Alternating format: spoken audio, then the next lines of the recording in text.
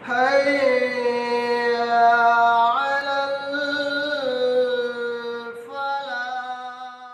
سورہ مائدہ شروع ہوئی. سورہ مائدہ میں اللہ رب العالمین نے جو مائدہ کا لفظ استعمال کیا وہ حضرت عیسیٰ علیہ السلام کے حواریوں کا واقعہ اللہ نے اس میں بیان کیا. حضرت عیسیٰ علیہ السلام کے حواریوں نے حضرت عیسیٰ سے یہ مانگ کی اور ان سے یہ مطالبہ کیا کہ اے اللہ کے نبی، ہم چاہتے ہیں کہ اللہ تعالیٰ ہمارے لیے ایک دسترخوان اتارے آسمان سے. اللہ تعالیٰ اگر ہمارے لیے آسمان سے دسترخوان اتارے تو ہم اس سے کھائیں گے پیئیں گے اور وہ ہماری عید ہو جائے گی. تو یہ مائدہ کا لفظ، مائدہ کا معنی دسترخوان کے ہیں. اس واقعے کی نسبت سے اس سورہ کا نام اللہ رب العالمین نے مائدہ رکھا. اس کے بعد اس سورہ کی ابتدا میں اللہ تعالیٰ نے جو بات ایمان والوں کو بتائی وہ دین کے اکمال اور دین کی تکمیل کی بات ہے. اللہ نے قیامت کی صبح تک یہ اعلان کر دیا کہ اللہ رب العالمین نے اللہ کے نبی صلی اللہ علیہ وسلم کے اوپر دین اسلام کو، شریعت اسلامیہ کو، قرآن کی تعلیمات کو، حدیث کی تعلیمات کو مکمل اور کمپلیٹ کر دیا ہے. اللہ نے اعلان کیا کہ الیوم اکملت لکم دینکم واتممت علیکم نعمتی ورضیت لکم الاسلام دینا. قرآن مجید کی سورہ کی ابتدا میں اللہ رب العالمین نے یہ اعلان ایمان والوں کے سامنے کیا کہ اللہ تعالیٰ نے آج کے دن تمہارا دین اللہ نے مکمل کر دیا، کمپلیٹ کر دیا. اب مکمل ہو جانے کے بعد، کسی بھی چیز کے کمپلیٹ ہو جانے کے بعد، کمپلیٹ مکمل کسے کہتے ہیں؟ ایک چیز مکمل ہو گئی تو اس میں کسی بھی اور ایکسٹرا چیز کی کسی بھی قسم کی گنجائش نہ ہو، اس چیز کو مکمل کہتے ہیں. اگر کسی چیز میں، اگر کسی گلاس کے اندر پانی ڈالنے کی گنجائش ہے تو وہ ہم اس گلاس کو مکمل گلاس نہیں کہیں گے. وہ گلاس جس میں جو گلاس مکمل طور پر بھرا ہو اور اس پہ ایک قطرہ بھی ڈالنے کی گنجائش نہ ہو، ایسے گلاس کو ہم مکمل کہیں گے. تو اللہ رب العالمین نے یہ اعلان کیا صاف طور پر دین اسلام کے بارے میں کہ اللہ نے دین اسلام کو مکمل اور کمپلیٹ کر دیا ہے. اب اس دین کے اندر کسی بھی قسم کی زیادتی اور کمی کی کبھی گنجائش نہیں. کسی بھی قسم کی زیادتی، ایکسٹرا چیزوں کو ایڈ کرنے کی اسلام میں ہرگز گنجائش نہیں. چاہے وہ ایڈ کرنے والی چیز ہمیں اور آپ کو کتنی ہی اچھی کیوں نہ لگے، ہمارے اور آپ کے دل کو وہ چیز کتنی ہی بھلی کیوں نہ لگے، کتنی خوبصورت کیوں نہ لگے، کتنی اچھی کیوں نہ لگے، لیکن اس دین کے اندر اس چیز کو ایڈ کرنے کی اور اس میں اضافے کی گنجائش اللہ نے باقی نہ چھوڑی. تمام اسلام کے اندر تمام انسان کی زندگی کی اور ضروریات کی باتوں کو اللہ رب العالمین نے بیان کر دیا اور اللہ نے اعلان کر دیا کہ آج کے دن ہم نے تم پر دین کو مکمل کر دیا. اور اللہ نے اس دین کی تکمیل کر کے ایمان والوں پر، مسلمانوں پر اپنی نعمت کی بھی تکمیل کر دی. اور اللہ رب العالمین نے کہا کہ اللہ نے اسلام کو، دین اسلام کو انسانوں کے لیے سب سے بہترین اور پیارا مذہب کے نام سے چن لیا اور اس کا انتخاب کیا. تو اللہ رب العالمین نے کہا کہ دین مکمل ہو چکا ہے، اس دین میں کسی بھی قسم کے حذف یا کسی بھی قسم کے اضافے کی کوئی گنجائش نہیں. اس کے بعد یہ سورہ اور آگے بڑھتا ہے. انشاءاللہ کل ہم دیکھیں گے کہ اللہ رب العالمین نے سورہ اس مائدہ کے اندر آگے ایمان والوں کے لیے، ہمارے لیے کیا نصیحت کی باتیں بیان کی ہیں. آخر اللہ رب العالمین سے دعا ہے اللہ تعالیٰ تمام کو ان کہی ہوئی باتوں پر غور و فکر اور عمل کی توفیق عطا فرمائے. آمین. سبحانک اللہم و بحمدک، اشہد ان لا الہ الا انت، استغفرک و اتوب الیک.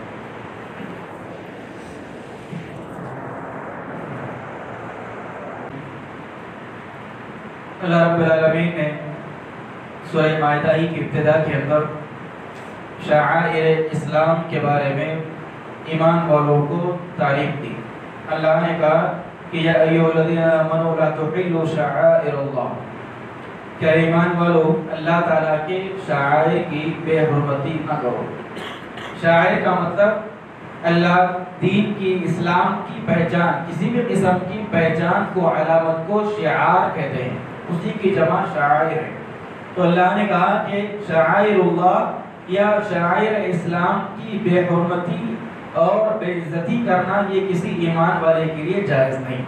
شاعر کا مطلب، شاعر کی مثالیں کیا ہے؟ جیسے مسجدیں، یہ بھی اللہ رب العالمین کا شعار ہے، اسلام کا شعار ہے. نماز، قرآن، دعا، یہ تمام چیزیں اسلام کے شعائر ہیں. تو اللہ نے کہا کہ شعائر اللہ کا مذاق اڑانا اور شعائر اللہ کی بے حرمتی کرنا یہ ایمان والوں کی خاصیت یا ایمان والوں کی پہچان نہیں ہے۔ نہ جانتے ہوئے نادانستہ طور پر اکثر و بیشتر جوکس بولنے کے ناطے یا پھر ہنسی مذاق کے خاطر کئی مرتبہ ہم اسلام کے شعائر کا مذاق اڑاتے ہیں، خاص طور پر مختلف قسم کی جو نمازوں کے بارے میں آتے ہیں، مختلف قسم کی نمازوں کے بارے میں، جو مسجدوں کے بارے میں، جو اسلام کے شعائر کے بارے میں جوکس کرنا یا مذاق اڑانا، اللہ رب العالمین نے کہا کہ یہ اہل ایمان کا شیوا یا اہل ایمان کی پہچان ہے۔ یہ تمام چیزیں اسلام کا شعار ہے، اسلام کی علامت ہے، لہٰذا ہمارے ایمان کا تقاضا ہے کہ ہم ان تمام چیزوں کی حرمت کا خیال رکھیں اور ان کا احترام اور ان کی عزت کریں۔ اس کے بعد اللہ رب العالمین نے اسی سورہ مائدہ کی ابتدا کے اندر ارشاد فرمایا کہ یا ایھا الذین آمنوا کونوا قوامین للہ شہداء بالقسط ولا یجرمنکم شنآن قوم علی الا تعدلوا اعدلوا هو اقرب للتقوی۔ قرآن مجید کی یہ آیت کریمہ دنیا کے اندر عدل اور انصاف کے قیام کی بہت بڑی اور عظیم دلیل ہے کہ اسلام نے دنیا کے اندر عدل کو، انصاف کو کس طریقے سے قائم کیا اور اسلام کے اندر عدل و انصاف کی کیا قیمت ہے، کیا حقیقت ہے۔ اللہ نے قرآن مجید کی آیت کریمہ کے اندر ایمان والوں کو حکم دیتے ہوئے کہا کہ اے ایمان والو کہ تم اللہ رب العالمین کے لیے سیدھی سیدھی بات کہو اور سچی گواہیاں دیا کرو۔ پھر اللہ نے کہا کہ وَلَا يَجْرِمَنَّكُمْ شَنْآنُ قَوْمٍ عَلَىٰ أَلَّا تَعْدِلُوا اعْدِلُوا هُوَ أَقْرَبُ لِلتَّقْوىٰ۔ اللہ رب العالمین نے ایمان والوں کو اس بات کی تاکید کی کہ اے ایمان والو تم ہر حال میں عدل اور انصاف کا دامن تھامے رکھو، عدل اور انصاف کے خلاف کسی بھی کام کو نہ کرو۔ یہاں تک کہ اللہ رب العالمین نے اس بات کی بھی تاکید کی کہ عدل و انصاف تمہیں اس بات پر آمادہ نہ کرے کہ کسی قوم کی دشمن، اگر کوئی قوم آپ کی دشمن ہے تو اس دشمن قوم کے خلاف بھی آپ غیر منصفانہ یا غیر معدلانہ عادلانہ کام نہ کریں۔ اللہ رب العالمین نے اللہ کے رسول صلی اللہ علیہ وسلم اور صحابہ کرام کو اس بات کی تاکید کی کہ مکے کے مشرکین جنہوں نے اللہ کے رسول کو اور صحابہ کرام کو مکے میں آنے سے روکا تھا، صحابہ کرام اور اللہ کے نبی صلی اللہ علیہ وسلم مکہ کرنے کے لیے صلح حدیبیہ کے وقت مکہ کے عمرہ کرنے کے لیے، لیکن کفار مشرکین نے اللہ کے نبی کو حدیبیہ کے مقام پر روکے رکھا، مکے میں داخل ہونے بھی نہیں دیا اللہ کے نبی کو۔ تو اللہ رب العالمین نے قرآن مجید میں آیت نازل کی کہ تمہارے دشمن جو تم کو مکے میں حرم میں داخل ہونے بھی نہیں دیے، لیکن اس کے باوجود تم اپنے دشمنوں کے خلاف جب انصاف کرنے بیٹھو تو ان کے خلاف بھی انصاف کا دامن نہ چھوڑو بلکہ ان کے ساتھ بھی انصاف کا معاملہ کرو۔ یہ ایسا نہیں کہ اللہ تعالیٰ نے صرف نظریاتی طور پر یہ آیتیں قرآن مجید کے اندر نازل فرمائی، ایسا نہیں۔ اسلام کے اندر اسلام کا جو نظام عدل ہے، اس انصاف کا جو نظام ہے، اللہ کے رسول صلی اللہ علیہ وسلم نے اپنی زندگی کے اندر اور صحابہ کرام نے اپنی زندگی کے اندر انصاف کی ایسی عظیم مثالیں دنیا کے اندر پیش کر دی کہ ایسی عظیم مثالیں قیامت تک کبھی انصاف کی پیش نہیں کی جائے گی۔ فتح مکہ کا موقع تھا، اللہ کے نبی صلی اللہ علیہ وسلم کے پاس ایک کیس آیا، فاطمہ مخزومیہ جو قبیلہ مخزوم کی بڑی معزز خاتون عورت تھی، اس نے چوری کر لی، اس کی چوری کا معاملہ اللہ کے نبی کی عدالت میں آیا۔ صحابہ کرام نے اللہ کے رسول صلی اللہ علیہ وسلم کے پاس سفارش کے لیے حضرت اسامہ بن زید کو بھیجا اور کہا کہ اسامہ بن زید جا کر اللہ کے نبی کے پاس سفارش کر دو کہ فاطمہ مخزومیہ کا ہاتھ نہ کاٹا جائے۔ جیسا کہ ہم جانتے ہیں اسلام کے اندر چوری کی جو سزا ہے وہ چور کا ہاتھ کاٹنا ہے، تو اللہ کے نبی نے اس عورت کا ہاتھ کاٹنے کا حکم دے دیا۔ لیکن صحابہ کرام یہ سمجھتے تھے کہ اللہ کے نبی کے پاس اگر سفارش کر دی جائے گی تو اس عورت کا ہاتھ کٹنے سے بچ جائے گا۔ اللہ کے نبی کے پاس اسامہ بن زید گئے اور سفارش کی فاطمہ مخزومیہ کے بارے میں کہ اللہ کے رسول آپ اس کو معاف کر دیں، اس کا ہاتھ نہ کاٹیں۔ جیسے اللہ کے نبی کی خدمت میں سفارش آئی، پیارے نبی صلی اللہ علیہ وسلم کا چہرہ غصے کے مارے لال ہو گیا۔ آپ نے فرمایا اسامہ بن زید کو کہ کیا تم اللہ رب العالمین کے احکامات میں اللہ رب العالمین کے حدود کے اندر اپنی من مانی چیزوں کو داخل کرنا چاہتے ہو؟ پھر اللہ کے نبی نے کہا کہ تم سے پہلے جو قومیں ہلاک ہو گئی، تباہ اور برباد ہو گئی، ان کی وجہ بھی یہی تھی کہ ان کے پاس جب کوئی نچلی ذات کا آدمی کسی بھی قسم کا جرم کرتا تو وہ نچلی ذات کے آدمی کو تو سزا دیتے، لیکن بڑی ذات کا اونچے اعلیٰ خاندان کا اگر کوئی آدمی کوئی اور گناہ کرتی تو اس کو معاف کرتے، اس کو سزا نہیں دیتے۔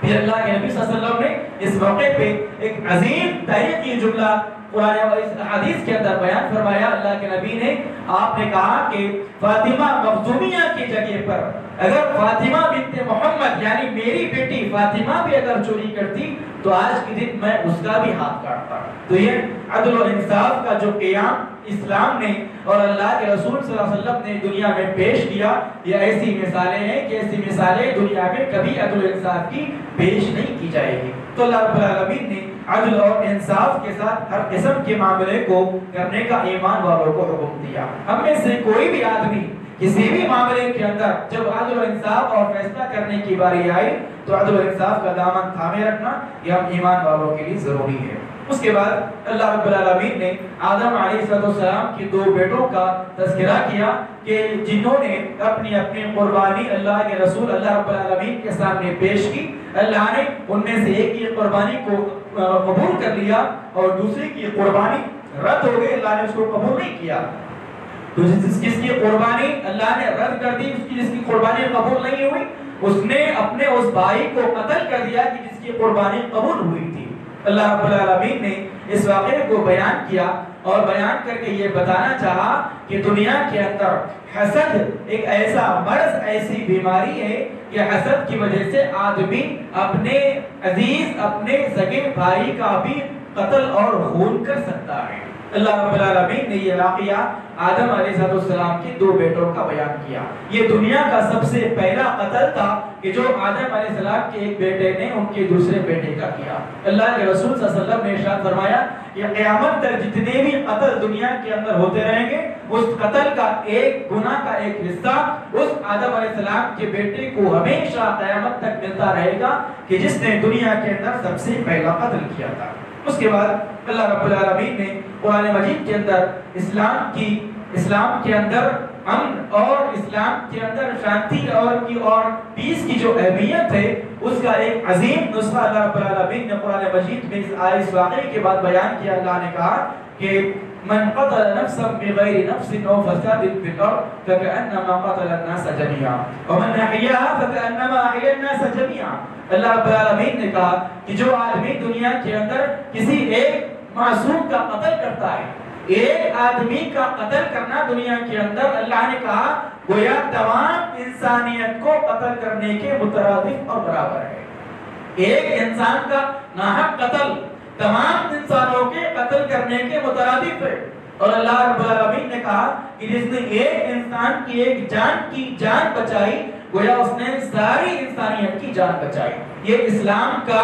امن کا ایسا پیغام ہے کہ جس کو ہر طریقے پر عام کرنے کی ضرورت ہے۔ وہ لوگ، وہ قومیں اور وہ لوگ، وہ تحریکیں جو اسلام کے خلاف مختلف قسم کے پروپیگنڈے کرتی ہے، اسلام کو دہشت گردی سے جوڑنے کی کوشش کرتی ہے اور اسلام کے بارے میں لوگوں کو یہ بتانے کی کوشش کرتی ہے کہ نعوذ باللہ اسلام جو ہے وہ دہشت گردی کا مذہب ہے۔ ان کو قرآن مجید کی اس تعلیم سے آشنا کرانا بے حد ضروری ہے کہ جو قرآن، جو کتاب اور جو اسلام ایک انسان کے قتل کو ساری انسانیت کا قتل قرار دے، وہ انسان، وہ اسلام، وہ دین، وہ مذہب کسی بھی طریقے سے دہشت گردی، سفاکی اور قوم خرابے کی تعلیم ہرگز نہیں دے سکتی۔ اس کے بعد اللہ رب العالمین نے قرآن مجید کے اندر اسی سورہ مائدہ کے اندر اللہ رب العالمین نے یہ بات بیان کی کہ لا یستوی الخبیث والطیب ولو اعجبک کثرۃ الخبیث۔ اللہ نے کہا کہ ایک بری چیز اور ایک اچھی چیز کبھی دونوں برابر نہیں ہو سکتے۔ ایک بری چیز اور ایک اچھی چیز کبھی دونوں ایک ساتھ مساوی اور برابر نہیں ہو سکتے۔ اللہ رب العالمین نے کہا کہ ولو اعجبک کثرۃ الخبیث، اگرچہ لوگوں کی اکثریت کو یہ بری چیز اچھی لگے، اگرچہ لوگوں کی اکثریت کو یہ بری چیز اچھی لگے، اس کے باوجود بھی اچھی چیز اور بری چیز کبھی یکساں اور برابر نہیں ہو سکتی۔ آج ہم دیکھتے ہیں کئی سال پہلے جن چیزوں کو ہم برا سمجھتے تھے، آج معاشرے میں ان چیزوں کو برا بھی نہیں سمجھا جاتا ہے۔ چند سال پہلے سگریٹ پینا، تمباکو نوشی کرنا، بیڑی پینا، گٹکے کھانا، ان چیزوں کو چند سال پہلے بہت برا سمجھا جاتا تھا، لیکن وقت جیسے جیسے گزرتا جا رہا ہے لوگ اس کے عادی ہوتے جا رہے ہیں، اور اکثریت لوگوں کی اس کو اب برا بھی نہیں سمجھتی۔ چند سال پہلے لوگوں کے اندر دینداری کا جذبہ تھا، دینداری تھی، خاص کر سلفیوں کے اندر دینداری کا جذبہ تھا، اور سلفیوں کی یہ پہچان تھی کہ ان کے کپڑے ہمیشہ ٹخنوں کے اوپر ہوا کرتے تھے، ہمیشہ ان کے کپڑے ٹخنوں کے اوپر ہوا کرتے تھے۔ اللہ کے رسول صلی اللہ علیہ وسلم نے وعید سنائی ایسے مردوں کے لیے کہ جو اپنے کپڑوں کو ٹخنوں کے نیچے لٹکاتا ہے، اللہ تعالیٰ قیامت میں جہنم کی آگ میں ان ٹخنوں کے نیچے کے حصے کو، پیروں کو جلائے گا۔ تو یہ سلفیوں کی پہچان تھی کہ کپڑے ٹخنوں کے اوپر پہنے جاتے تھے، لیکن وقت گزرتا گیا، چلتے چلتے یہ برائی آج ہمارے اندر برائی نہ رہی۔ اکثر و بیشتر سلفی نوجوانوں کے جو کپڑے ہوتے ہیں، پینٹ، پاجامے، لنگیاں، جبے وغیرہ، یہ ٹخنوں کے نیچے لٹکے ہوئے ہوتے ہیں، اور چلتے چلتے اس برائی کو اب برا سمجھنا بھی لوگوں نے چھوڑ دیا ہے۔ تو اللہ رب العالمین نے کہا کہ ایسی برائی کی جس کو لوگ اچھا سمجھنے لگ جائیں، اس کے باوجود وہ برائی کبھی اچھائی نہیں بن سکتی۔ برائی ہمیشہ برائی ہی رہے گی، اور اچھائی ہمیشہ اچھائی ہی رہے گی۔ برائی اور اچھائی میں کبھی ایک دوسرے کی تقابل اور مقابلہ کرنے کی صلاحیت نہیں ہے۔ اس کے بعد اللہ رب العالمین نے قرآن مجید کی آیتوں کے اندر انسان کی عام مزاج کو بیان کیا۔ انسان کی مختلف جو قومیں اللہ کے نبی صلی اللہ علیہ وسلم کے زمانے سے پہلے گزری، اللہ کے نبی کے زمانے میں اور آج کے زمانے میں بھی مختلف قسم کے وہ لوگ جو گمراہیوں پر ہیں، اللہ رب العالمین نے ان کی ایک عام فطرت کو قرآن مجید کے اندر بیان کیا۔ اللہ نے کہا کہ جب ان لوگوں سے اس بات کا حکم دیا جاتا ہے ان کو کہ تم اللہ تعالیٰ کی نازل کردہ چیزوں کی طرف آ جاؤ، قرآن کی طرف آ جاؤ، حدیث کی طرف آ جاؤ، اسلام کی صحیح تعلیم کی طرف آ جاؤ، توحید کی طرف آ جاؤ، تو ہمیشہ سے باطل قوموں نے ایک ہی دلیل دی ہے۔ ایسے سمجھانے والوں کو ایک ہی دلیل، ان کی عام دلیل، وہ دلیل کیا؟ انہوں نے ہمیشہ سے یہ کہا کہ یہ چیزیں ہم تو اپنے باپ داداؤں سے دیکھتے کرتے ہوئے آئے ہیں، ہم اپنے باپ داداؤں کو دیکھتے کرتے ہوئے آئے ہیں، لہٰذا اگر ہمارے باپ دادا اس طریقے پر تھے، کیا تو ہمارے باپ دادا بیوقوف تھے، ان کو عقل نہیں تھی، ان کو سمجھ نہیں تھی؟ تو اللہ رب العالمین نے بیان کیا کہ یہ باپ دادا کا مذہب، باپ دادا کا حوالہ دینا، یہ ہمیشہ سے باطل قوموں کا شیوا اور باطل قوموں کی پہچان رہی ہے، اور یہی چیز آج بھی مسلمانوں کے اندر پائی جاتی ہے۔ وہ مسلمان کہ جو مختلف قسم کی بدعات کے اندر پڑے ہوئے ہیں، اگر ہم ان کو سمجھانے جائیں گے کہ یہ بدعت ہے، آپ کی یہ بدعت آپ کے عقل میں بھی نہیں آتی، اس کے اوپر دلیل ہونا، قرآن سے حدیث سے دلیل ہونا تو بہت دور کی بات، یہ بدعتیں ان کو ہماری عقل بھی قبول نہیں کرتی۔ جب اس بات کا اگر ہم ان کو سمجھائیں گے یہ بات، تو آخر میں تھک ہار کر وہ یہ کہیں گے بھائی یہ چیزیں تو ہم اپنے باپ دادا سے کرتے ہوئے آ رہے ہیں۔ ایک ہی جواب، اس کے علاوہ اللہ رب العالمین نے کہا کہ ایسی باطل قوموں کے پاس کوئی دوسرا جواب نہیں۔ اللہ نے کہا کہ اگر تمہارے باپ دادا بے وقوف تھے، اگر تمہارے باپ داداؤں کے پاس علم کی کمی تھی، تو کیا تم بھی اسی طریقے سے جاہل مر جاؤ گے، یا اسی طریقے سے تم بھی بے وقوفانہ زندگی بسر کرو گے؟ اللہ رب العالمین نے یہ اپیل انسانوں کی عقلوں کو کیا۔ یہ شیطان کا بہت بڑا فریب اور دھوکہ ہے جو شیطان ہمیشہ سے انسانوں کو دیتا ہے۔ وہ کیسا دھوکہ؟ جب دنیا داری کی بات آتی ہے تو آدمی کبھی یہ نہیں بولتا کہ میں اب اچھا کپڑا نہیں پہنوں گا، میرے باپ دادا وہی پھٹے پرانے کپڑے پہنتے تھے، میں بھی آج پھٹے پرانے کپڑے پہنوں گا۔ دنیا کے معاملے میں کبھی انسان باپ دادا کی دلیل نہیں دیتا، یہ نہیں بولتا کہ میرے باپ دادا جھوپڑی میں رہتے تھے، میں آج بھی جھوپڑی میں رہوں گا، پختہ گھروں کے اندر اور پکے گھروں کے اندر نہیں رہوں گا، یہ نہیں بولتا۔ میرے باپ دادا گھوڑوں پر گدھوں کی سواری کرتے تھے، آج بھی میں اسی پر سواری کروں گا، یہ نہیں بولتا۔ شیطان جہاں پر دین کی بات آتی ہے، جہاں پر مذہب کی بات آتی ہے، وہیں ہمیشہ سے شیطان انسانوں کو اس بات کا دھوکہ دیتا ہے کہ دیکھ تیرے باپ دادا تیرے آبا اور اجداد اسی دین پر تھے، اسی مذہب پر تھے، اسی راستے پر تھے، لہذا تو بھی اسی راستے پر رہنا۔ یہ شیطان کا فریب، یہ شیطان کا دھوکہ اور یہ شیطان کا مکر ہے جو ہمیشہ سے شیطان انسانوں کو دیتا آیا ہے۔ اللہ رب العالمین نے اس دلیل کی بنیاد کو اٹھایا اور ایمان والوں کو، انسانوں کو، عقل رکھنے والوں کو اس بات کی اپیل کی کہ تم اس کبھی بھی اپنے باپ دادا کی گمراہ راستوں پر نہ چلو۔ اس کے بعد سورہ مائدہ کی آخر میں اللہ رب العالمین نے حضرت عیسیٰ علیہ السلام سے سوال جواب کے اس واقعے کو تذکرہ کیا۔ اللہ نے کہا قرآن مجید کے اندر اللہ رب العالمین نے بیان کیا کہ جو لوگ دنیا کے اندر جس کسی آدمی کی، جس کسی چیز کی پوجا کرتے ہیں، قیامت میں اللہ رب العالمین ان پوجا کرنے والوں کو بھی جہنم کی آگ میں ڈالے گا، اور وہ لوگ جس چیز کی پوجا کرتے تھے اس چیز کو بھی جہنم کی آگ میں ڈالے گا۔ مثال کے طور پر جو آدمی کسی جھاڑ کی، کسی درخت کی، کسی پتھر کی پوجا کرتا تھا تو اللہ تعالیٰ اس شرک کرنے والے آدمی کو بھی جہنم کی آگ میں ڈالے گا، ساتھ ہی ساتھ اس پتھر کو، اس جھاڑ کو، اس درخت کو بھی جہنم کی آگ کے اندر ڈالے گا۔ تو جو شرک کر رہا ہے وہ بھی جہنم کی آگ میں چلے گا، اور جو شرک کروا رہا ہے قیامت میں وہ بھی جہنم کی آگ میں چلے گا۔ اس کی وجہ یہ ہے کہ اللہ تعالیٰ قیامت میں ان مشرکوں کو یہ بتائے گا کہ جن چیزوں کی تم دنیا میں پوجا کرتے تھے، جن چیزوں کی دنیا میں تم عبادت کرتے تھے، دیکھو آج وہ اتنے بے بس اور لاچار ہے کہ تمہارے ساتھی وہ بھی آج جہنم کی آگ میں جل رہے ہیں۔ تو اللہ رب العالمین نے کہا کہ حضرت عیسیٰ علیہ السلام کے بارے میں اب کیا کہا جائے کہ حضرت عیسیٰ علیہ السلام کی تو عیسائی پرستش پوجا کرتے ہیں، تو اللہ رب العالمین نے اس شبہ کا اظہار کیا۔ اللہ رب العالمین قیامت کے روز حضرت عیسیٰ علیہ السلام سے سوال کرے گا کہ پوچھے گا کہ اے عیسیٰ، کیا تم نے اس بات کا حکم دیا تھا اپنے لوگوں کو کہ تم میری اور میری ماں کی عبادت کرنا؟ عیسیٰ علیہ السلام سے اللہ سوال کرے گا کہ اے عیسیٰ، کیا تم نے